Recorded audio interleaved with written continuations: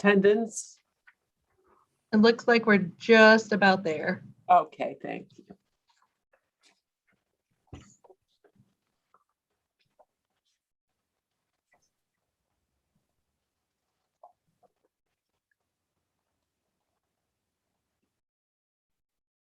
Thanks for the accurate.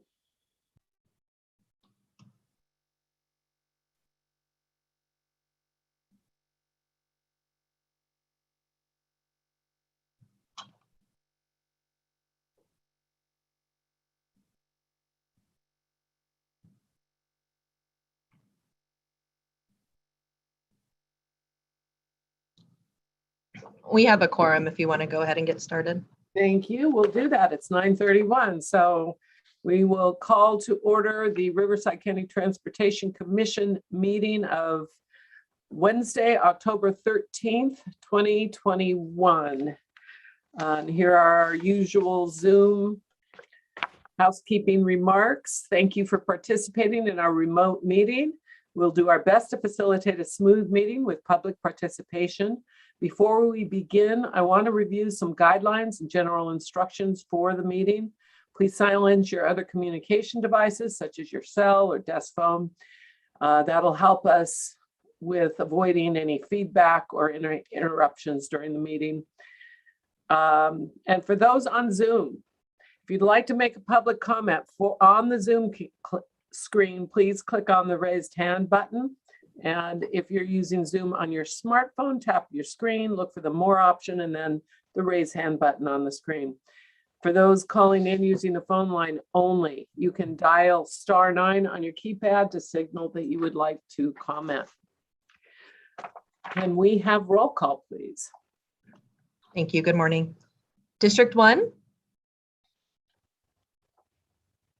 District 2? Here. District 3? District 4? Here. District 5? Here. Banning?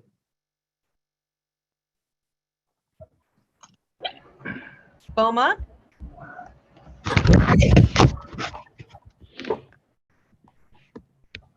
Beaumont? I'm here. Thank you. Blythe? Here. Calamasa? Here. Canyon Lake? Cathedral City? Here. Coachella? Corona? Present and accounted for. Thank you. Desert Hot Springs? Present. Eastvale? Here. Hemet? Here. Indian Wells? Here. Indio? Here. Parupa Valley? Here. La Quinta? Here. Lake Elsinore? Here. Menifee? Moreno Valley? Here. Marietta? Here. Norco? Palm Desert?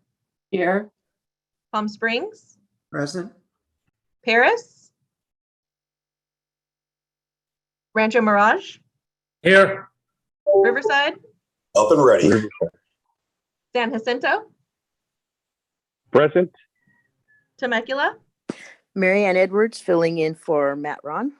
Thank you. Wildemar? And Benoit here. Caltrans District 8? Ray DeSalle representing Mike Beauchamp. Thank you. We do have a quorum. Okay, thank you. We'll go to the Pledge of Allegiance. Linda Molina, would you be so kind as to lead us this morning?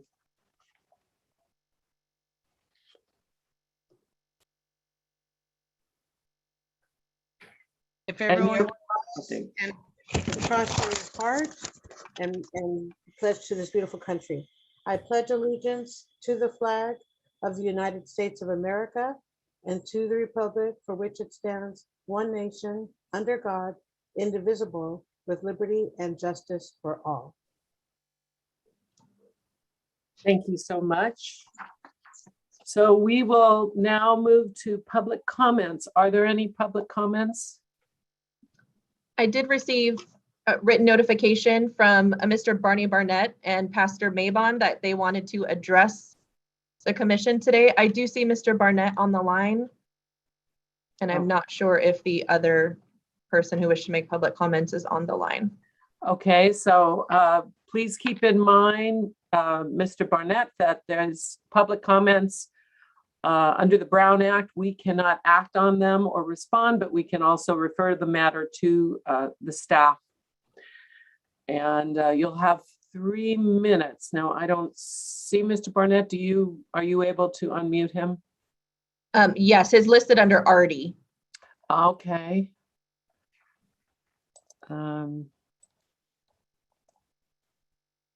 Mr. Barnett? Yes, can you Okay. hear me all right? Yes, we can. And please, you have 3 minutes. Thank you. Okay, my name is Barney Barnett. I've owned the High Grove Happenings newspaper for 27 years, and I emailed each one of the commissioners the High Grove traffic plan.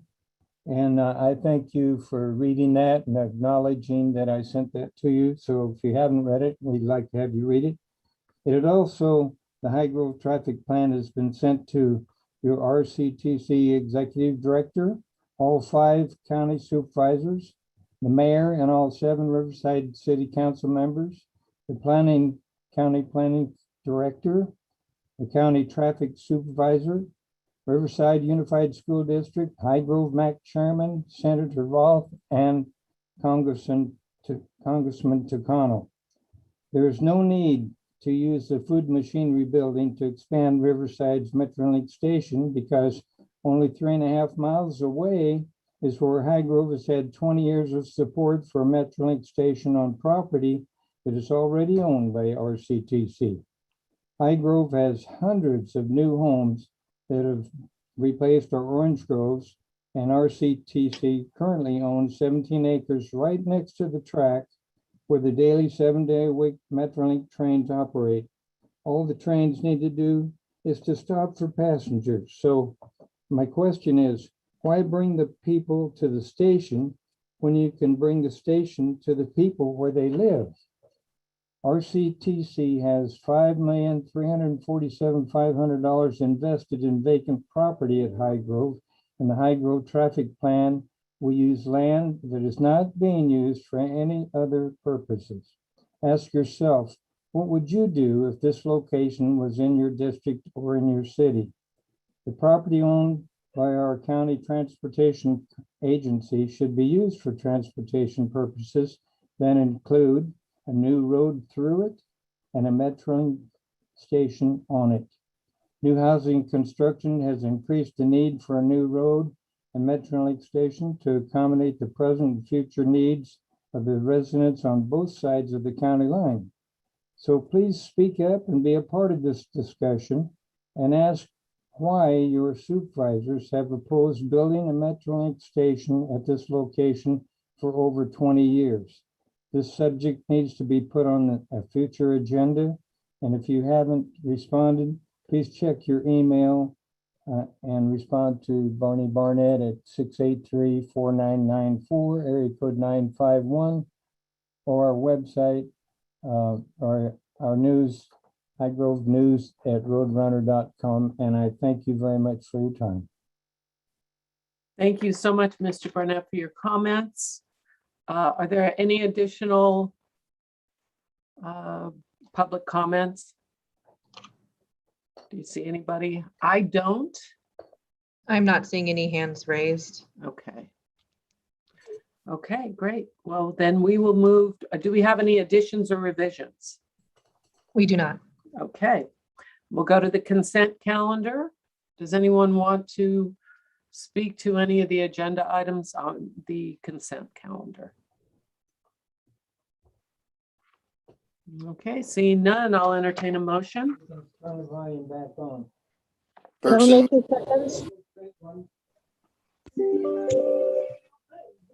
I'm sorry, who made the motion? I said Bergson moves. Okay, and is there a second? Keller makes a second. Okay, and Mr. Barnett, you are not muted. So now that we have a motion and a second, can we please take roll call vote? Yes. District 1? District 2? Yes. District 4? Yes. District 5? Yes. Banning? Beaumont? Yes. Blythe? Yes. Calamasa? Yes. Canyon Lake? Cathedral City? Yes. Coachella? Corona? Corona? Desert Hot Springs? Aye. Eastvale? Aye. Emmett? Yes. Indian Wells? Yes. Indio? Aye. Harupa Valley? Yes. La Quinta? Yes. Lake Elsinore? Aye. Menifee? Menifee votes yes. Moreno Valley? Yes. Marietta? Yes. Norco? Palm Desert? Yes. Palm Springs? Aye. Paris? Aye. Rancho Mirage? Yes. Riverside? Aye. San Jacinto? Temecula? Aye. Wildemar? Aye. Thank you. The consent calendar passes. Thank you. And Commissioner Yes. Condor, I see your hand is up. Was, Yeah, Madam Chair, I'm sorry. I was having problems with the computer on the last item. I just want to know if I could respond quickly to the public commenter. I don't think that that would be appropriate for any response at this time. Okay, I'll just bring it up on the new business then. Thank you. Okay, thank you. Okay, let's move to item number 7, the 2022 State Transportation Improvement Program, STIP, Adopted Fund Estimate and Project Recommendations. Great. Good morning, Chair Harnick and Commissioners. I have a PowerPoint presentation today. So the STIP Transportation Improvement Program, known as STIP, administered by the California Transportation Commission, is adopted biannually. The last STIP was the 2020 STIP, which commenced relevant work in 2019. Now it's time to prepare the 2022 STIP. The first action that is taken in the new STIP cycle is Caltrans presents the STIP fund estimate, which lays out the STIP funding available in the next cycle and in what years the funds are anticipated to be available. Simultaneously, the CTC begins updating the STIP program guidelines. The STIP is comprised of public transportation account and state highway account funds that are available for state highway improvements, intercity rail, and regional highway and transit improvements. Next slide. The 2022 STIP consists of fiscal years 22-23 through 26-27. The programming capacity is not available until fiscal years 25-26 and 26-27. The final STIP fund estimate for 2022 was adopted in August. The STIP fund estimate indicates total new capacity of $808 million statewide, available starting in fiscal year 25-26.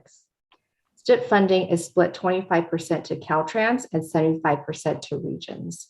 The 75% regional share is distributed by formula, 75% by population and 25% by state highway lane miles. Riverside County is expected to receive $36 million of STIP regional funds, also available starting in fiscal year 25-26. Based on a memorandum of understanding approved by this commission in 1998, new STIP capacity coming to Riverside County will be distributed based on sales tax revenues in each geographic area of the county. Each county's 2022 STIP must be submitted to the CTC by December 15, 2021. The 2022 STIP will be adopted by the CTC at its March 23rd meeting in 2022. Next slide. This table illustrates the STIP share amounts for the last 7 STIP cycles, as well as the upcoming 2022 STIP cycle, which is the subject of today's agenda item. As you can see, the STIP has varied significantly over the years. With the passage of SB 1 in 2017, it stabilized STIP funding. In the 2020 STIP cycle, it was thought that the 2022 STIP would be much healthier. That was before the coronavirus existed. A decrease in gasoline consumption impacted STIP revenues for the upcoming cycle. The good news is the 2022 STIP fund estimate is neither zero nor negative, as it has been in recent years. In fact, since SB 1, we have seen a steady growth in each cycle. Next slide. Based on the sales tax data in Riverside County, Western County's 2022 STIP distribution is 78.14%. The Coachella Valley's is 21.42%, and Palo Verde Valley's is 0.44%. Based on the adopted STIP fund estimate, Riverside County's new STIP capacity will be $35,968,000. And following the sales tax revenue shares for each geographic area, Western County will have approximately $27.5 million, Coachella Valley will have $7.5 million, and Palo Verde Valley will have $155,000 of STIP funding to program. The $719,360 you see for planning, programming, and monitoring, or PPM, is an off-the-top amount of STIP funds counties can use to prepare project study reports for capital projects, develop planning documents, contribute to staff time, and other administrative expenses. The state STIP guidelines allow counties to utilize up to 5% of their STIP shares for PPM, but the commission's policy is to only use 2%. Next slide. Per an MOU between the commission and Blythe, Palo Verde Valley STIP funds have been traded with Measure A Western Riverside County Highway funds to facilitate delivery of local arterial projects in the Palo Verde Valley. Given Blythe's small staff, lower STIP funding levels, and focus on local arterials, it is more efficient to provide local funding to ensure project delivery and a less cumbersome allocation process. Staff recommends amending the STIP MOU with Blythe, trading $155,094 of STIP funds with Measure A Western Riverside County Highway funds. As a result, project recommendations for 2022 STIP Western Riverside County totals to $27,698,381. Next slide. Projects programmed in the STIP must meet a few requirements. To name a couple, having a completed project study report or equivalent and being fully funded. A thorough review of commission-sponsored projects was performed to identify projects for 2022 STIP programming. Due to the relatively small amount of STIP funding and not being available for programming until at least fiscal year 25-26, no commission-sponsored projects that meet the criteria were identified. Staff is recommending programming the funds to two regionally significant, well-qualified projects. The first is I-10 Highland Springs Interchange in Banning and Beaumont. As has been previously mentioned by commissioners at a number of committee and commission meetings over the last couple of years, I-10 is seeing increased congestion and significant residential development. This interchange is part of a settlement agreement between Beaumont and WRCOG. RCTC agreed to be the lead on this regionally significant project in both Banning and Beaumont. The environmental phase will be getting underway soon, and there is significant TUMF programming capacity available on the project to get it to construction in fiscal year 26-27. The second Western County STIP project recommendation is for the next segment of Temescal Canyon Road widening in the El Cerrito area of unincorporated Riverside County. Temescal Canyon Road has long been a priority for the region as it is the only alternative route to Interstate 15 in the Corona area. The commission has coordinated with Riverside County on previous segments of this facility, which have since been constructed. As the county transportation department heads into the environmental analysis and final design for the project, it is anticipated to be construction ready in fiscal year 26-27 as well. Next slide. The Coachella Valley Association of Governments is responsible for nominating STIP projects in the Coachella Valley. CVAG Executive Committee approved programming the Coachella Valley STIP share of $7.5 million on the I-10 Monroe Street interchange, CVAG's highest priority project based on its transportation project prioritization study. Next slide. As previously mentioned, the Commission's policy is to limit the PPM set aside to 2%. These funds will be programmed across fiscal years 24-25 through 26-27. Additionally, Riverside County still has STIP projects programmed in the 2020 STIP that were approved by the Commission in 2019. These important ongoing projects are due to be allocated by the CTC this year and next year. Carryover projects include Temecula's I-15 French Valley Parkway interchange, the Commission's 7191 interchange, and CVAG's Regional Signal Synchronization Phase 2 project. Next slide. Each year that there is a positive STIP, there is an opportunity to program and advance funds from the 6th year of the STIP via the maximum share. In the case of the 2022 STIP, the 6th year is fiscal year 27-28. The delta between Riverside County's maximum share and the target shares, which I just detailed the programming recommendations for in the previous slides, is $15.9 million. After accounting for the 2% PPM set aside, $15.6 million remain and may be available to program and potentially advance to earlier years.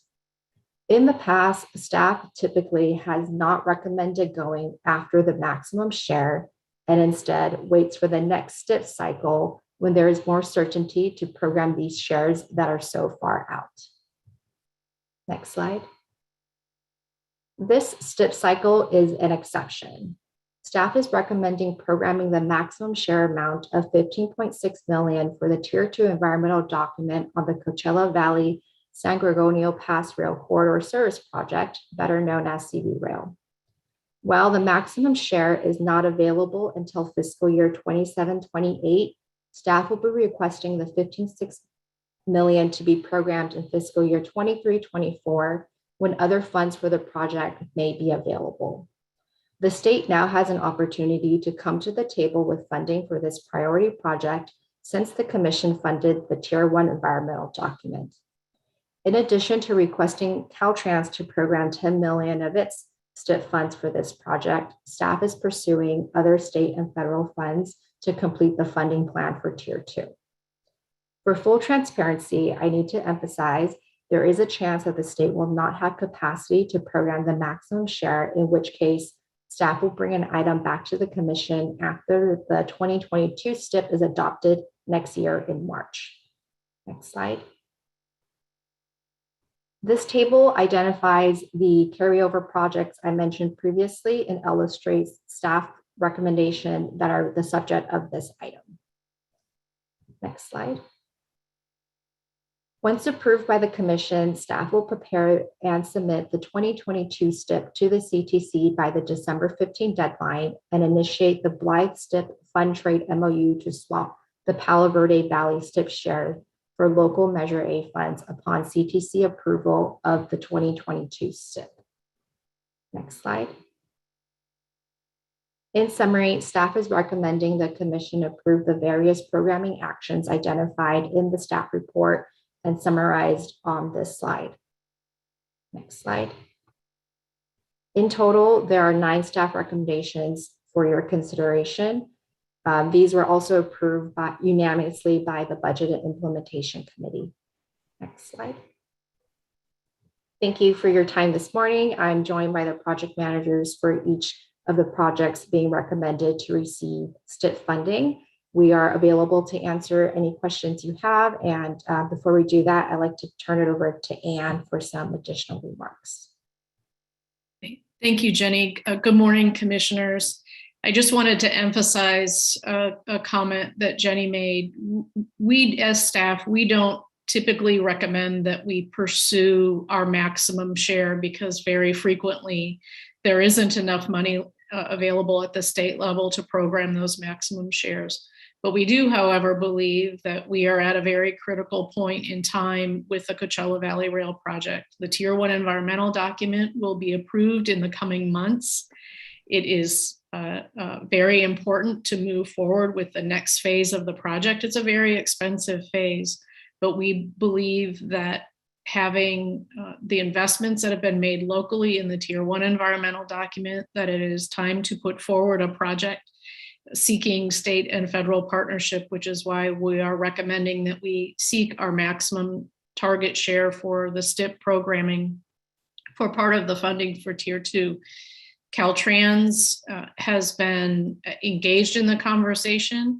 We are anxiously awaiting the department's publication of their ITIP recommendations, so the 25% share of the STIP that Caltrans has.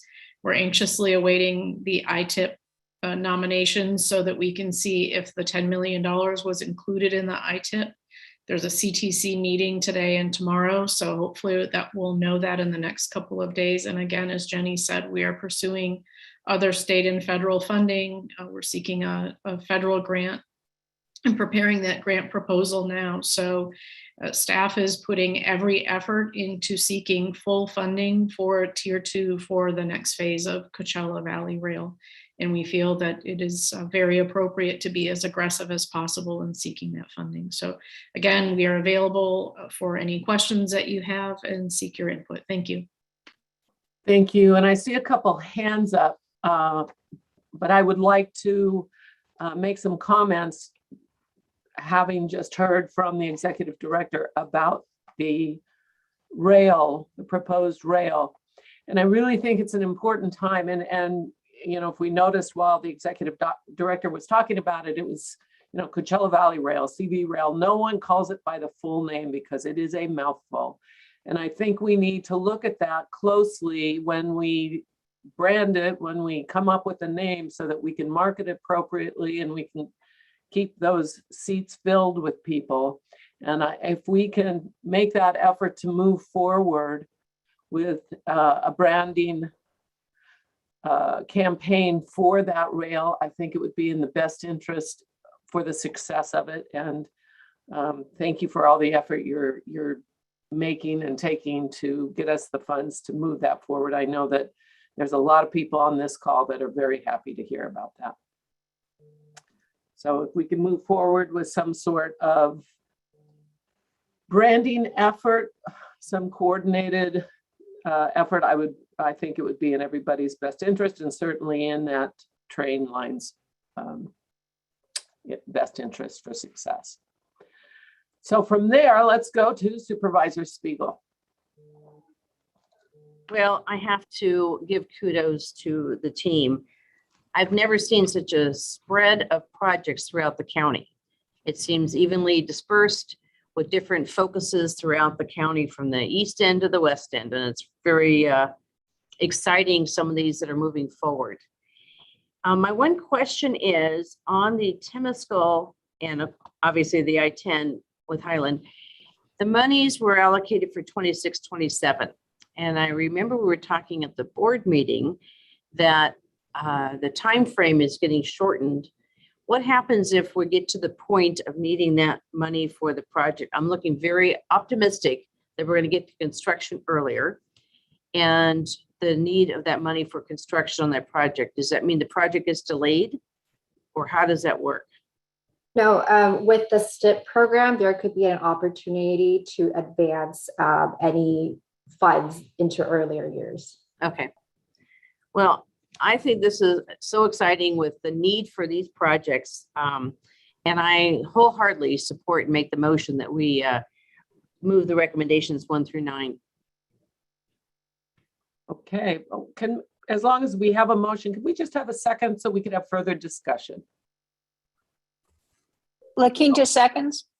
Okay, so now we will move to Commissioner Middleton. All right, thank you, Madam Chair. So I fully support the direction that we're going. As has been said in the past, the San Gorgonio Coachella Valley Rail Project, it is a mouthful to say, although it is descriptive But I fully support the idea of if we can come up with branding that is a little bit easier to say and clearly identifies just how broad a reach of a project we are undertaking here. So I want to again thank staff for an incredible piece of work. There are projects across the county that are desperately needed, and this is a really positive step forward. Okay, thank you. Next, Commissioner Speak. Thank you, Madam Chair. I wanted to echo my colleagues are saying, yeah, what a great list. I love seeing, such an ambitious list of projects that are all over the county that will benefit virtually, I think, every single one of our constituents. And, I'm pretty excited to see Temescal Canyon on that list.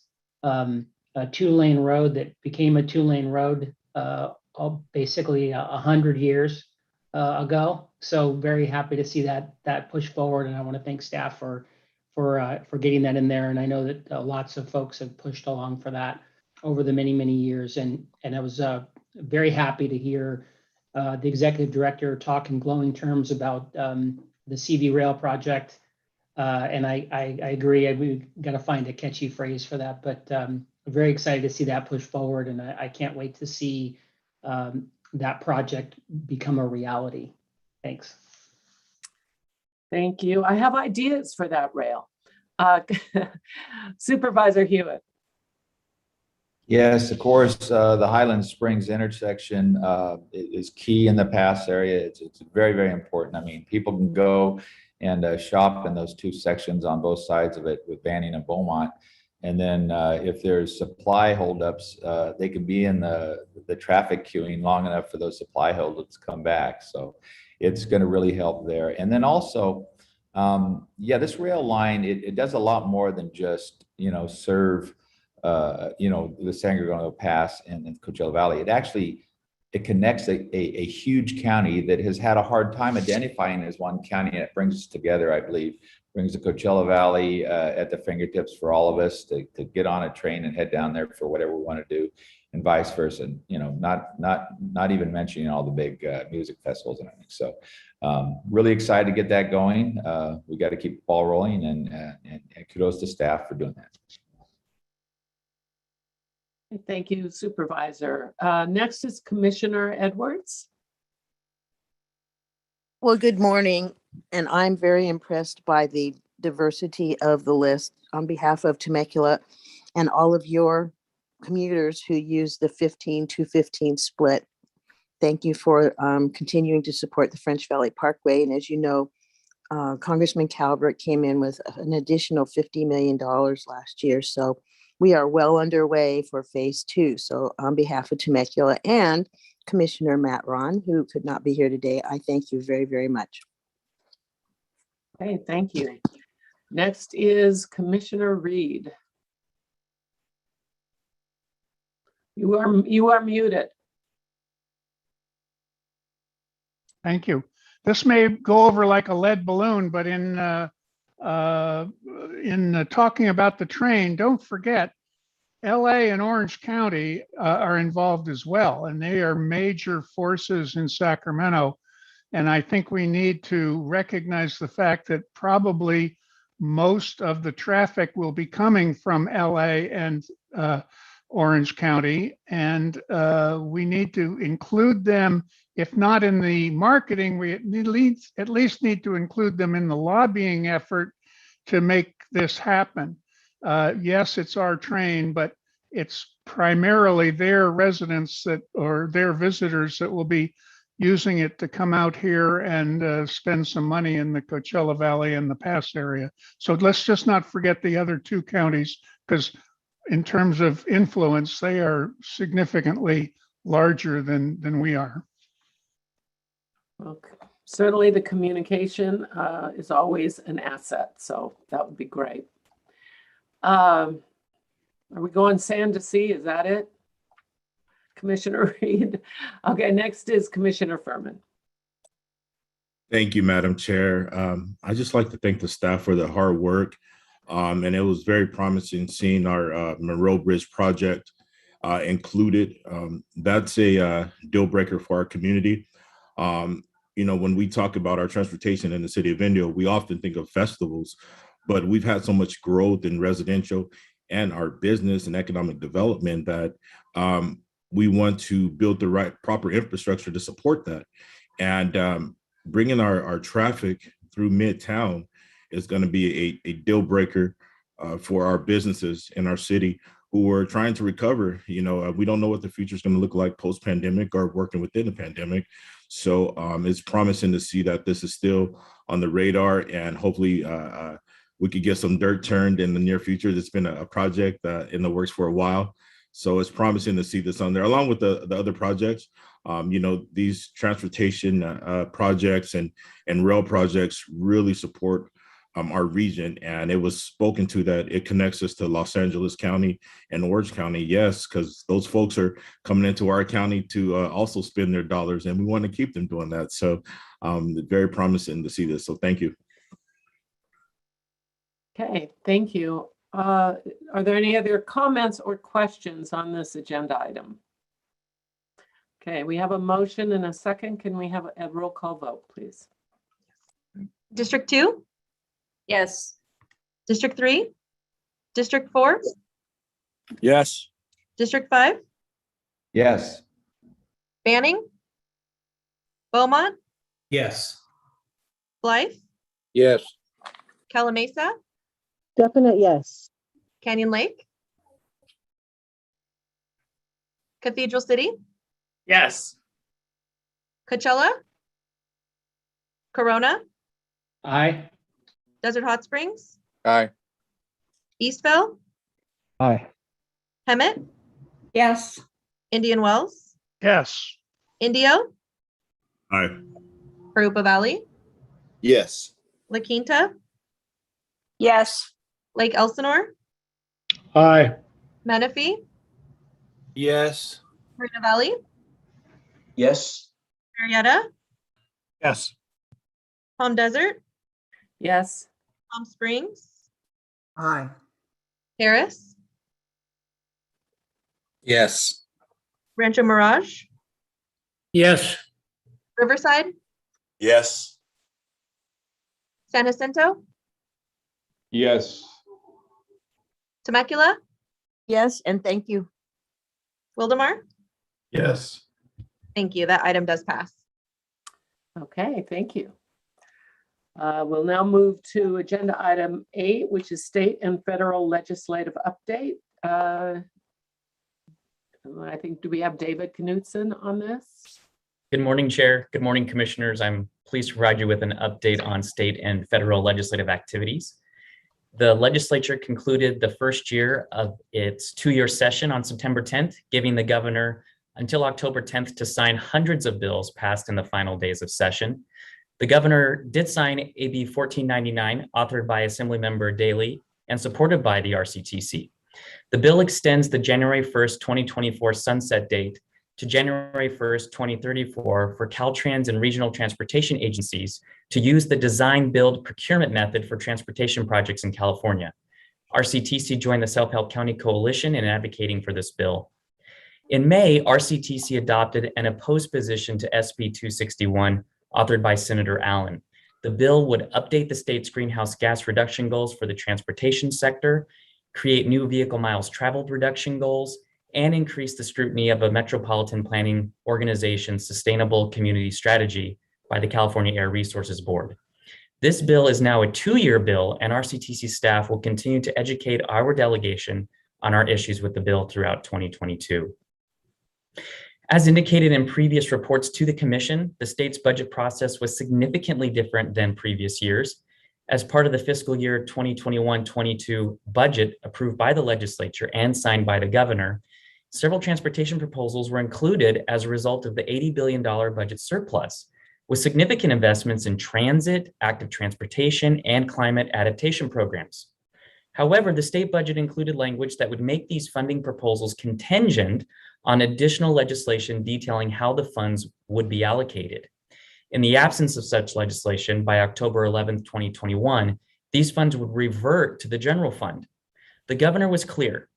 These funding proposals were contingent on the legislature authorizing the remaining $4.2 billion in Proposition 1A 2008 high-speed rail bond funding to finish building the first 119-mile section of high-speed rail track in the Central Valley.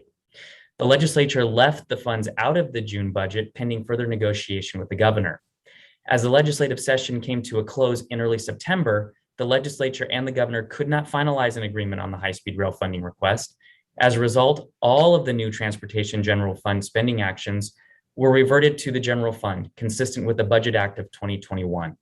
The reversion of general fund dollars resulted in the withdrawal of $2.5 billion from the upcoming competitive transit and intercity rail program competitive grant cycle. In addition, the reversion also includes an additional $500 million for active transportation and $400 million for climate adaptation grants, which will also no longer be available. On a positive note, the final budget to provide spending authority for an additional $2 billion for state highways and local roads was retained in the budget. $930 million of this funding is from the Federal COVID-19 Response and Relief Supplemental Appropriations Act of 2021 and accumulated and future interest earnings produced by SB1 programs. While most of the funds will augment state resources, an estimated $400 million will benefit local road programs. While it's anticipated that the legislative leaders and the governor will continue discussing some of these budget issues, the legislature reconvenes on January 3rd, 2022. I will now turn to the federal update. All year, you've heard me report about efforts by Congress and the White House to pass surface transportation reauthorization legislation by the September 30th deadline when the current FAST Act, which was already extended by 1 year, was set to expire. You'll also recall that earlier this year, both the House and the Senate committees passed their 5-year surface transportation bills. In the Senate, it was called the Surface Transportation Reauthorization Act. In the House, the bill was called the Invest in America Act. RCTC contributed language to both proposals. By early August, the Senate passed a broad bipartisan infrastructure bill negotiated by a group of senators with the White House known as the Infrastructure Investment and Jobs Act, or IIJA. The IIJA includes the Senate's 5-year surface transportation reauthorization bill that covers highway, transit, and commuter rail funding. But the IIJA also includes funding for other infrastructure assets, such as energy, water, and broadband. Unfortunately, Congress was unable to pass the IIJA or any surface transportation reauthorization bill before September 30th. So Congress had to pass, and President Biden signed a month-long extension of the FAST Act until October 31st, 2021. There continues to be disagreement in the House as to the timing of a vote on the bipartisan infrastructure bill, as debate on the House and Senate continues on the larger $3.5 trillion reconciliation bill. While it was good news for the FAST Act extension, which keeps roadway construction projects operational, we hope that surface transportation programs will be reauthorized soon so that there is funding certainty to the transportation programs. In addition, Congress continues to deal with federal budget issues, including funding of all of the federal government and dealing with the debt ceiling. The House and Senate Appropriations Committee did not complete work on the 12 appropriations bills to fund federal programs prior to September 30th, the end of the federal fiscal year. However, Congress averted a government shutdown by passing a continuing resolution to fund the government through December 3rd, 2021. In addition, on October 10th, the Senate passed legislation to raise the debt ceiling through early December.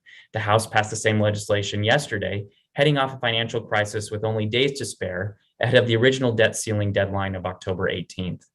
All of these extensions, the FAST Act, debt ceiling, the funding of federal programs, are temporary and will again be the focus of debate in Congress as each deadline approaches. The Legislative Affairs team will continue to monitor the appropriations process, particularly for RCTC's pending community project funding requests in the Senate for $3 million each for the I-10 Highland Springs Interchange Improvement Project and the Moreno Valley Marchfield Station Improvements Project, both submitted by Senator Padilla. Representative Calvert's $5 million request for the Smart Freeways Pilot Project is already included in the appropriations bill already passed by the House. It is important to note the Legislative Affairs team has been engaged throughout the entire process. Based on the Commission's adopted state and federal legislative platform, we've worked to ensure that RCTC is 1, eligible for new discretionary grant programs, 2, we've requested millions of dollars in federal funding for our projects through member-directed funding processes, And 3, we've met with our congressional and committee staff to ensure projects like CV Rail fit within the parameters of new program funding.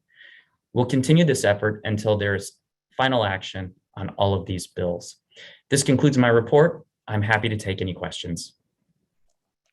Thank you so much. Are there any questions or comments regarding this report?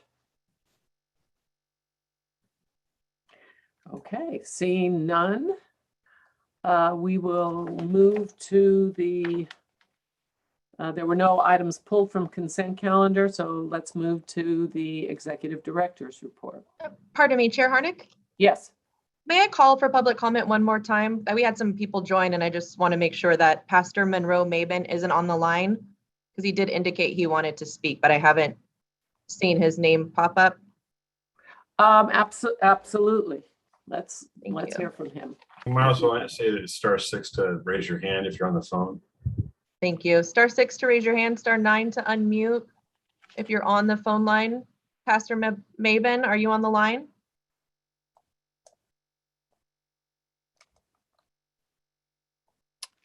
I'm not seeing anyone. Thank you.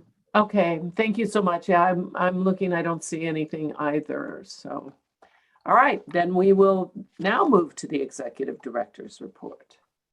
Okay, thank you very much. Again, good morning, commissioners.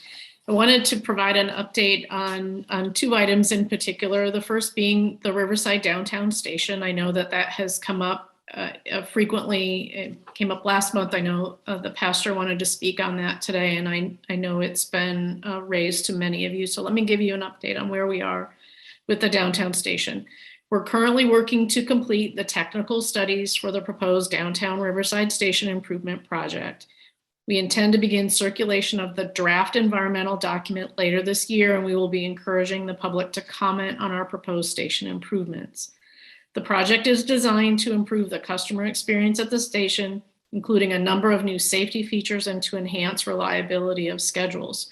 I should also point out that the planned development at this station is part of the overall implementation plan for Riverside County related to all of our stations. Significant technical studies have been conducted to develop where our future investments should be made, and the downtown Riverside Station is one of our more critical stations, and that's why the investments are being made there.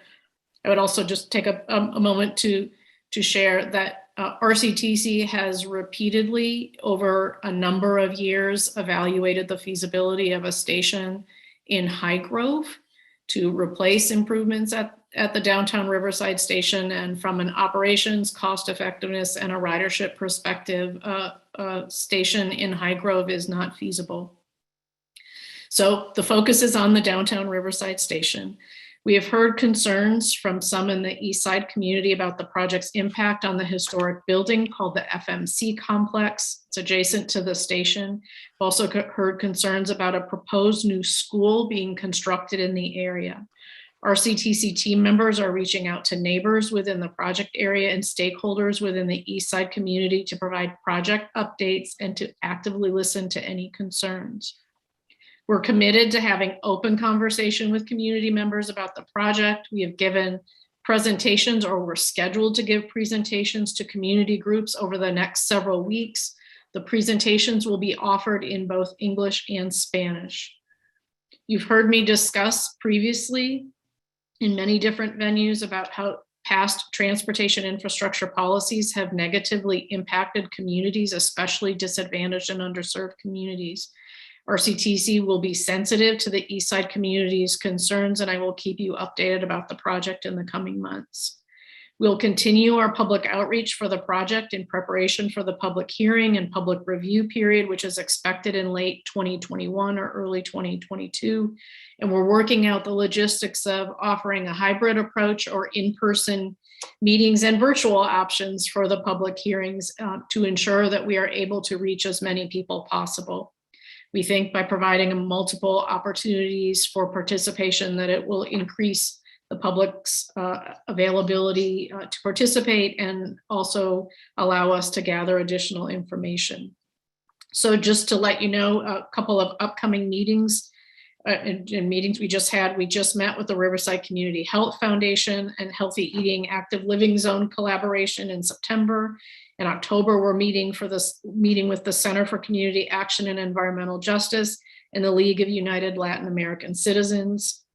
We have a scheduled meeting in November with the City of Riverside Cultural Heritage Board, another meeting in October with the Downtown Area Neighborhood Alliance, and another meeting in November with the Old Riverside Foundation. So I want to make sure you have that information and have our assurances that we are well aware of the concerns being raised by the East Side community members, and we will be diligent in our efforts to make sure that we are actively listening and considering their concerns in the implementation of this project.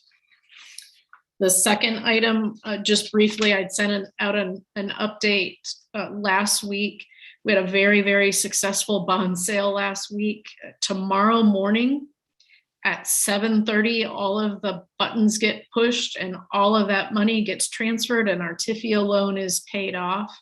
So tomorrow is the big day where we close on all of our refinancing. I want to share just how impressive this effort was. The team that we have put together from the bankers, the underwriters, all of the legal counsel. Teresa has done a phenomenal job with her leadership. That team was really, really focused on making sure that RCTC benefited greatly from this bond sale. Both Teresa and our financial advisor, Anna Sarabian, just did an outstanding job. So kudos to them and their team. This refinancing bested all of the objectives that the commission established for the effort. We not only have saved a significant amount of debt over the years, but we also have now paid off our TIFIA loan on the 91 and we're free from the restrictions that were placed on us for the TIFIA loan. And the TIFIA loan was very important to be able to get the project built, but it's wonderful to be in a position to be able to pay that off. So kudos to Teresa and her team, and thank you very much to the commissioners for your trust in staff and the team to make sure that we were able to meet the financial goals of the commission. So thank you very much. Happy to answer any questions about either of those two items. Hey, thank you. I see a hand up, and we are, as the executive director said, she will be taking any questions or comments. Commissioner Condor. Thank you, Chair Harnick. Yes, for Ann, there's been a lot of criticism that we're not preserving the history of the Food Machinery Corporation complex. Well, first of all, we've already preserved one of the buildings. Solamax is already in one of those buildings, so we've already done our job of preserving it. But a couple of old-time Riversiders have told me that the building in question for the downtown station expansion was actually the Royal Citrus Packing House that was owned by a man named Max Cardy and family. So you might want to have your historians go back and look that this is not even part of, it might have been used in the complex, but this is not the FMC building. This is actually the old Royal Citrus Packing House. So just something you might want to have your people look at, that we are not destroying FMC. Okay, Thank you for your comment. Thank you. And also just to let commissioners know as well, anytime there is a historical structure component to a project, we are required by law to have exhaustive cultural resource studies and analyses. And everything we do is reviewed by the State Historic Preservation Officer.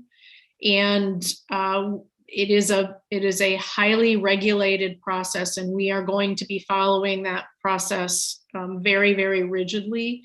Thank you, Commissioner Condor, for that input. I know our project team is here and listening, so we will conduct some additional research there and make sure that we have the full history of the building in our analyses. Thanks. Okay, thank you. Supervisor Perez. Thank you, Madam Chair. Unfortunately, I'm driving, folks, so I'm not able to be visible there on the screen. But thank you, staff. Good job. Congratulations on that bond sale.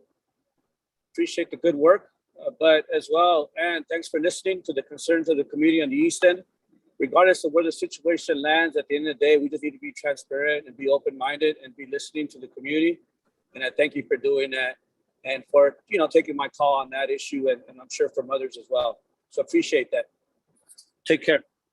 You're welcome. Hey, thank you. Supervisor Spiegel.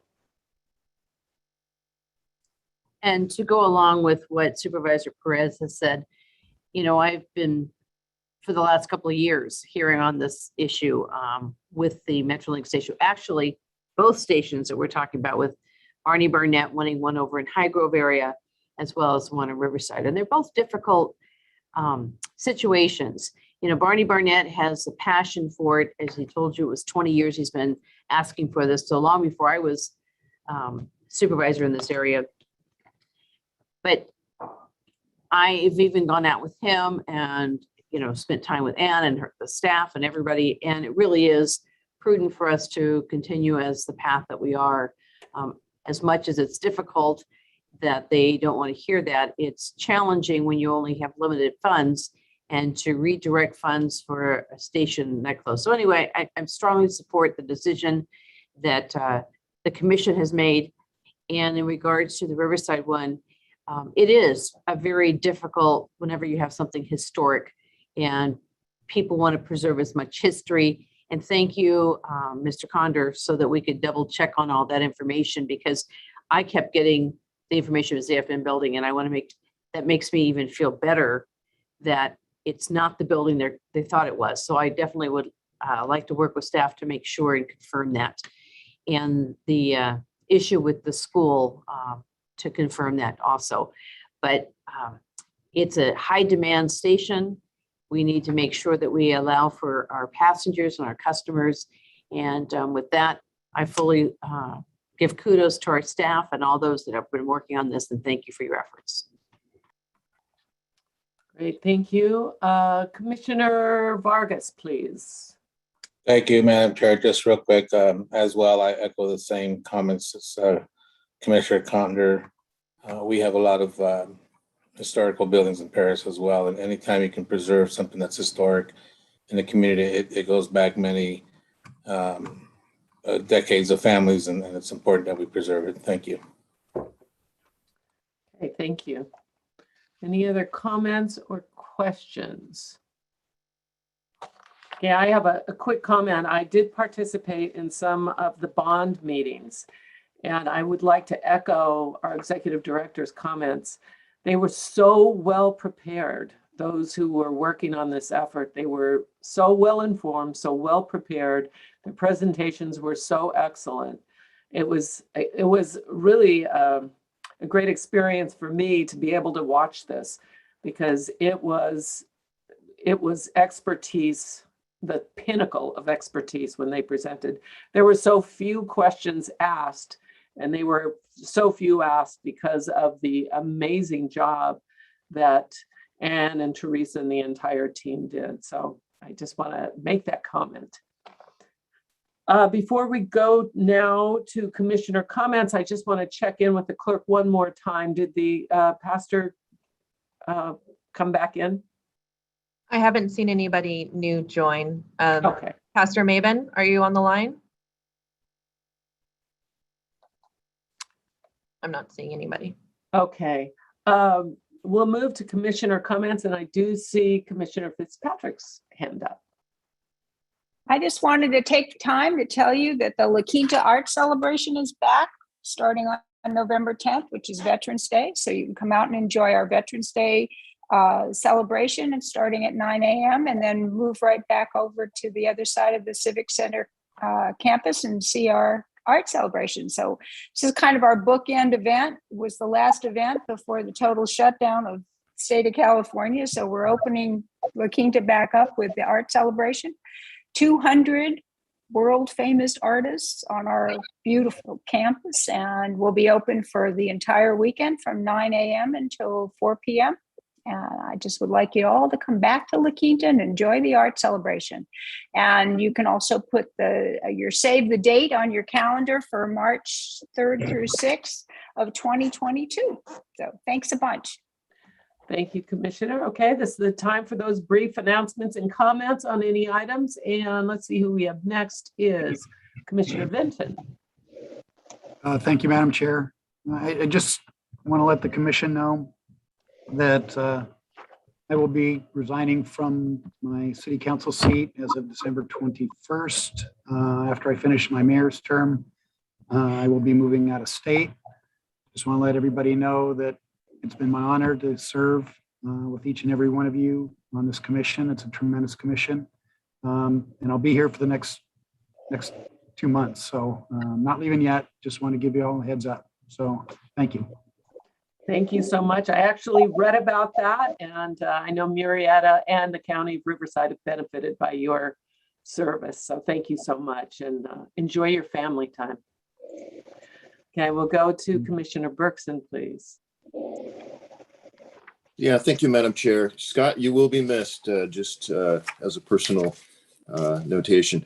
I just wanted to let everybody know I appreciated the fact that our chair, Harnick, and Karen Spiegel were both at the groundbreaking for the Harupa Road grade separation project. That's a $130 million grade separation for what is the worst grade issue in the county. So that was the groundbreaking. That's on its way. RCTC is the money holder on this, but very happy to see both of you there, and wanted everybody to know that I certainly appreciate that. Thank you so much. Thank you. And I'll just add, it was a wonderful groundbreaking. It was great to see so many people from RCTC there that took their time to be there. And it certainly is creating safe access for that entire community so they can get to healthcare and education, recreation, all the things they need to make sure that they have the quality of life we all want to see everybody have. So it was a great event, and I was happy to be there. So thank you for saying that. Commissioner Molina. Good morning, Chair. Thank you for that great recommendation on the branding for the CV rail. I think that's a fantastic idea. A couple of years ago, when we were preparing for SB1, I had at a local RTA TNOW meeting recommended to Cheryl maybe a PSA would be great to promote public transportation for all modes of transportation. And I'm thinking this might be another opportunity to prepare a PSA with all stakeholders, including LA and Orange County, to show people how to connect to all parts of our area, especially to our community. So I just thought I'd throw that out there. That might be something that would be advantageous as well as the branding of the CV rail. Just wanted to make that comment. And thank you all for the great work this month. And always, thank you. Thank you. Commissioner Middleton. Thank you. And we've tried to be very careful in Palm Springs, but we think we can safely return to our parades. And we are about to get into what is parade season in Palm Springs. On Sunday, November 7 at 10 a.m. is our LGBTQ Pride Parade, which will attract over 150,000 people from around the nation. On Thursday, November 11 at 3:30, one of our most celebrated parades, which is our Veterans Day Parade. And then on Saturday, December 4th at 4:30, we have our Festival of Lights Parade, which attracts again a crowd in excess of 150,000 people to our streets, and is always great fun for everyone in the family. We look forward to seeing you in our new and celebrated downtown. Thank you. Commissioner Reed, what are they doing in Indian Wells these days? Well, we have a tennis tournament. You're all welcome. Unfortunately, there are plenty of seats available because it's normally held in March when we have all the snowbirds here, and it usually sells out often. But we're in October, and we have plenty of seats. Great tennis, fabulous tennis through the weekend. Come and visit. Thank you. Are there any other comments? Okay, well, I will close that and we will move to closed session. Can we have our Mr. DeBon, can you announce that? Yes, we have two items for closed session today. First is the potential sale of property listed on the agenda under section 12A. And then under item 12B, we will be discussing anticipated litigation, potential initiation of litigation. Thank you. I'll go ahead and open the breakout room for closed session. When you see the button pop up on your screen, please click it to join, and I will join you as soon as everyone is over.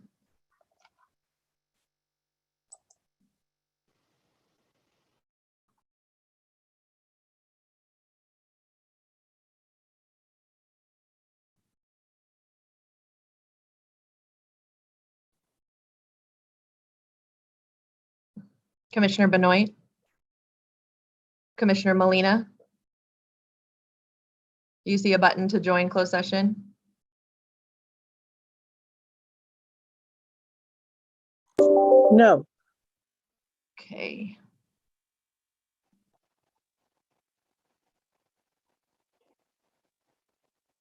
All right. Let's see. There should be a button that pops up to invite you. Is it not coming up, Mr. Not DeSalle yet. as well?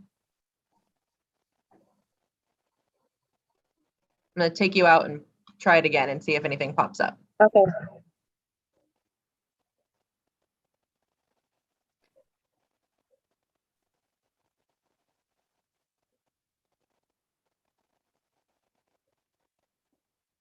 Nothing? Nothing. I'm showing Commissioner DeSalle and Commissioner Molina as not joined. And no buttons are popping up on your screen to join the meeting? Nothing. All right, I'm going to go into the closed session and see if I can pull you over from there. Okay. I'm not sure it's appropriate for me to be in this meeting Okay. representing Mike, but it's if that's I'm not certain of the protocol here. So Okay, I'll leave you out for now, and then I'll pull you over again if it's appropriate. Sure. Thank you.